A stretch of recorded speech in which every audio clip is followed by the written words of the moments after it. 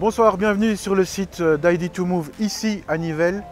On va ce soir vous présenter deux nouveaux modèles de la gamme DJI Enterprise. L'événement est unique en Belgique, francophone, c'est rien que pour vous.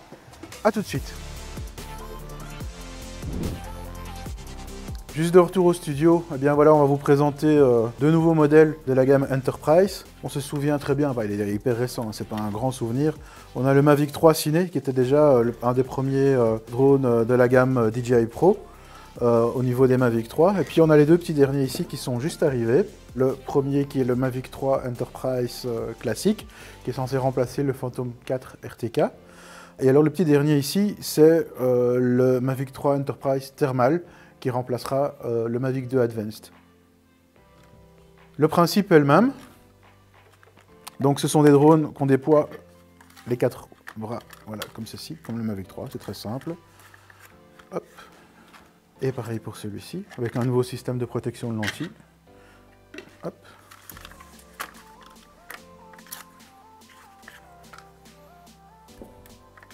Le principe est toujours le même au niveau de la position de la batterie derrière, ça n'a pas changé. La petite différence, la petite touch, ce qui fait que voilà, c'est un modèle Enterprise, c'est le beacon qui a été inséré, donc la petite LED pour pouvoir signaler qu'on est occupé à travailler. Et donc c'est une différence notable, notamment pour montrer dans l'espace aérien que votre drone est présent. On voit ici la différence par rapport au Mavic 3 classique, cette beacon est absente.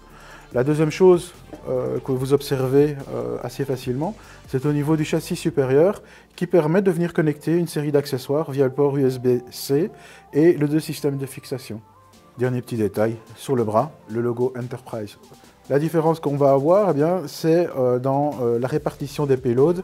Et donc ici, on va être équipé avec une caméra de 20 mégapixels qui va vraiment être destinée à prendre des photos et à pouvoir bosser en photogrammétrie. Il est équipé aussi d'un shutter mécanique. Ça, c'est relativement important et c'est pour les personnes voilà, qui avaient l'habitude de bosser avec le Phantom 4 RTK.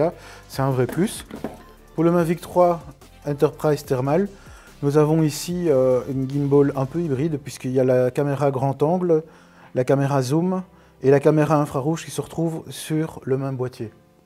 Au niveau de l'alimentation, c'est très simple, on tourne sur un format standard de batterie de Mavic 3. Et donc au niveau de l'autonomie, on est sur un réel confort, on a 40 minutes en théorie, 35-38 minutes dans la réalité, ça dépendra de la manière dont vous volez et du vent pendant vos opérations. Les batteries se chargent avec un nouveau chargeur de 100 watts, deux ports USB ici sur le devant et une alimentation. Vous avez plusieurs adaptateurs qui sont fournis en fonction du pays dans lequel vous achetez votre appareil.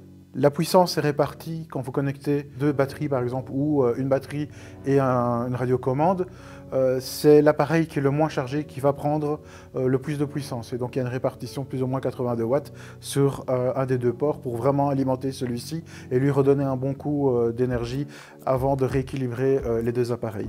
Au niveau des capteurs, ce sont des capteurs qui ont été complètement revus ou qui se sont basés en tout cas sur ce qui avait déjà été fait sur le Mavic 3. Nous avons ici un capteur 4 de 20 mégapixels, shutter mécanique, ça je vous en avais parlé là tout à l'heure, mais on a conservé le téléobjectif avec un demi-CMOS de 12 mégapixels.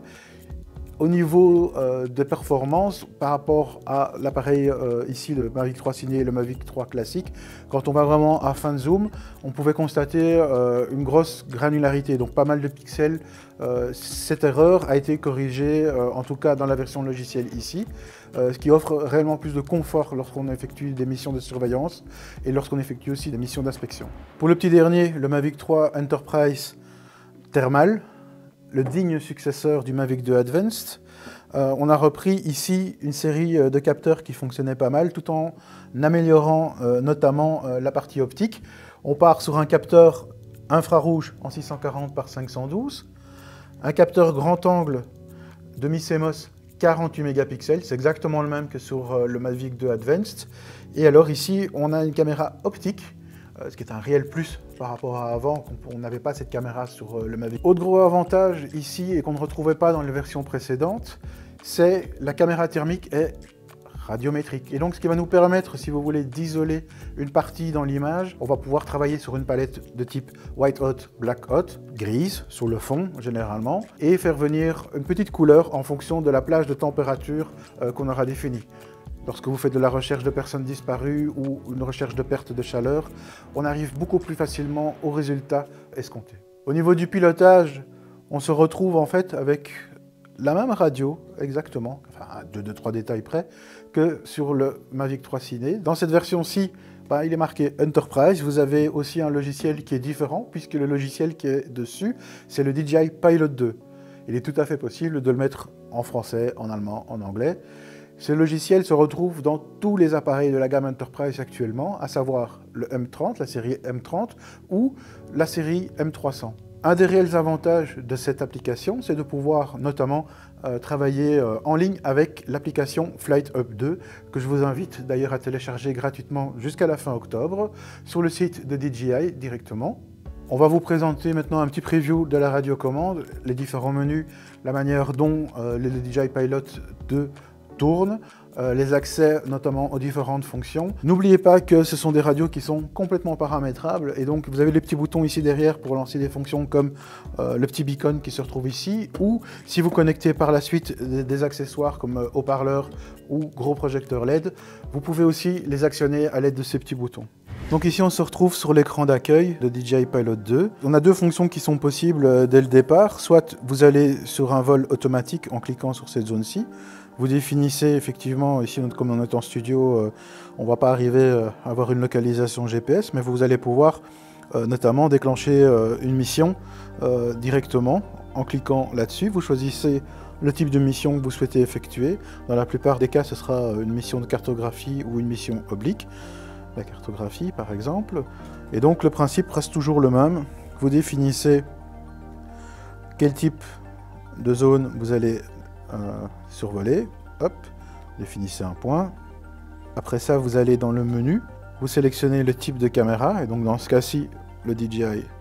Vous pouvez choisir, en tout cas pour la version Mavic 3 thermal, soit le wide, soit le IR, oui, parce qu'on peut faire aussi de la photogrammétrie avec une caméra thermique, ou alors vous pouvez sélectionner carrément les deux caméras. Dans ce cas-ci, on utilise cette caméra-ci, la wide, et le GSD apparaît directement dans l'application. On peut choisir, donc en réduisant l'altitude, on peut se mettre par exemple à 40 mètres, on descend déjà au niveau du GSD. À partir de là, ça reste le même principe, vous l'uploadez dans l'appareil et c'est parti pour une mission. On revient sur l'écran principal et donc ici quand on passe à la vue, vous avez la possibilité en haut sur votre droite, le nombre d'heures que l'appareil a déjà tourné et qu'il reste aussi avant d'aller notamment en maintenance. Nous avons, en cliquant sur la touche normale, ici accès directement au menu avec les organes principaux de l'appareil. Et en cliquant simplement dessus, lorsque vous aurez une erreur, vous aurez des explications par rapport aux soucis rencontrés et la manière dont vous pouvez résoudre ces soucis. En revenant sur l'écran principal, on passe à la vue caméra et on se retrouve sur le tableau de bord vérification avant décollage. Et toutes les fonctions importantes de l'appareil se retrouvent ici et c'est à vous à valider la phase de décollage, la phase de travail qui va s'en découler. On se retrouve ici en studio et donc on a la possibilité de sélectionner soit la caméra thermique et là on voit Anton qui nous filme. Hop. Et donc ici, on est parti sur une vue telle que je vous expliquais dans l'introduction, une vue qui est radiométrique, on peut la couper. Voilà, ici, on peut choisir vraiment les palettes telles qu'on a l'habitude de pouvoir les employer. Et donc, il y a des gens qui préféreront travailler en Iron Red. Et on peut toujours continuer à sélectionner les points chauds pour obtenir la température. La fonction ici aussi de recherche, et donc on va pouvoir avoir les points chauds dans un rectangle donné, les points chauds et les points froids systématiquement, et effectuer une température alerte directement sans passer par le menu de réglage comme ça se faisait auparavant. Et donc on peut définir effectivement une alerte à 50 degrés ou peu importe, vous définissez ça dans l'application. On referme, très facile, il ne faut pas chercher dans toutes les icônes à gauche à droite. On repasse par exemple ici en white hot et je définis ma tranche. Voilà, j'active l'option et je vais dire par exemple, on va mettre un petit peu moins chaud. Voilà. Tout ce qui est entre 20 et 21 degrés, allez, on va dire 22, 23. Et alors, on se retrouve ici. Il faut s'imaginer que vous êtes dans un champ, par exemple, à l'époque, en avril-mai, à la période où les fans se retrouvent dans les champs. Ben, ce genre d'appareil va pouvoir vous aider nettement à faire la différence avant de passer notamment d'une caméra thermique à une caméra optique pour pouvoir vérifier si c'est bien un fan qui se trouve en bas. Vous avez la possibilité de repasser ici en zoom, et donc on zoome. Le zoom est quand même relativement puissant puisqu'ici on se retrouve effectivement au minimum, et alors si on zoome au maximum, on va se retrouver une première phase. Voilà, on a fait le petit saut, l'optique s'est quittée, donc, et on va se retrouver à un zoom où on va pouvoir aller très très loin, 56 fois. Alors ici on est dans un studio, hein, l'éclairage est vers nous, c'est normal, il y a pas mal de bruit dans l'image. Je repasse sur la caméra wide, et là nous avons la possibilité simplement d'avoir un champ large, très très large. Au niveau des photos et des réglages, ça va en intéresser plus d'un, puisque notamment, quand vous cliquez ici, quand vous êtes en mode photo, donc voilà, je suis en mode photo, je vais cliquer sur les paramètres, donc j'ai les ISO, je peux les mettre en auto, je peux me retrouver ici en mode auto normal, et donc je vais choisir notamment le format d'image. Petite nouveauté, et ça c'est vraiment pratique dans la version en tout cas qui est ici, c'est qu'on a la possibilité de sauver en JPEG, mais au niveau des images, on va avoir la possibilité de filmer en 8K. Dans la version Enterprise, vous avez la possibilité, notamment, et ça c'est un réel plus, de pouvoir sauver votre photo en JPEG et en RAW. Enfin, pour terminer, on va se retrouver ici dans le petit menu sur votre droite. C'est le menu principal. La plupart des fonctions, ben, vous les connaissez. C'est les paramètres de contrôleur de vol, les paramètres de détection d'obstacles notamment. Vous avez aussi les paramètres de la radiocommande, les paramètres de transmission d'image, et donc les paramètres de batterie, avec le retour au point de départ intelligent notamment. Ici, grosse nouveauté, et ce qu'on n'avait pas notamment dans les versions grand public, c'est que nous avons la possibilité de régler la décharge automatique des batteries. Même dans les dernières versions de DJI Fly, ce n'est pas quelque chose qui existe. Ici, dans cette version du DJI Pilot, on peut le faire, ce qui va grandement aider les pros, notamment qui ont l'habitude de déjà bosser avec ces technologies. La configuration de la nacelle, et alors on termine ici par le menu général, où on va se retrouver avec la plupart des fonctions que vous connaissez, à savoir l'alerte ESC si vous perdez l'appareil. On se retrouve ici dans le menu des LED, les LED que vous allez pouvoir affecter notamment via les deux touches à l'arrière de la radio. Et donc on va pouvoir activer ce petit beacon qui se trouve derrière.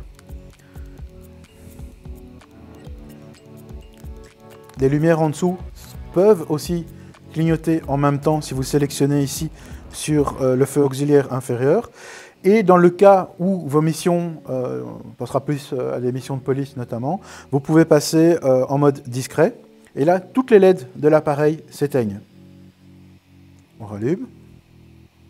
Au niveau de la détection d'obstacles, on se retrouve dans un produit qui est réellement abouti, puisqu'on a une vraie détection à 360 degrés, et le petit diagramme qui se trouve en dessous vous aidera à savoir dans quelle direction se trouvent les obstacles exactement. Les deux touches qui se trouvent ici sur le côté permettent de recentrer la nacelle ou de diriger la nacelle à 90 degrés, de la redresser. Vous avez la possibilité aussi, c'est de marquer, grâce au petit losange qui se trouve ici, il faut que le satellite effectivement soit disponible pour pouvoir placer vos points. Ces points vont vous permettre de mettre des repères sur une carte. Ces repères sur cette carte peuvent être lus en direct par l'opérateur qui se trouve derrière un DJI Flight Hub 2 dans un PC Ops ou dans une salle d'observation. Petit détail, mais qui a son importance, le poids des appareils. Mavic 3 Cine, en dessous des 900 grammes. Mavic 3 Enterprise, 912 grammes, Mavic 3 Thermal, 920 grammes. Qu'est-ce qu'on peut faire avec cet appareil que nous autorise la législation à l'heure actuelle? Je vous propose d'aller quitter le studio et de rencontrer Stéphane de la European Drone School qui va nous expliquer en quelques mots ce qu'on peut réellement faire avec ces machines.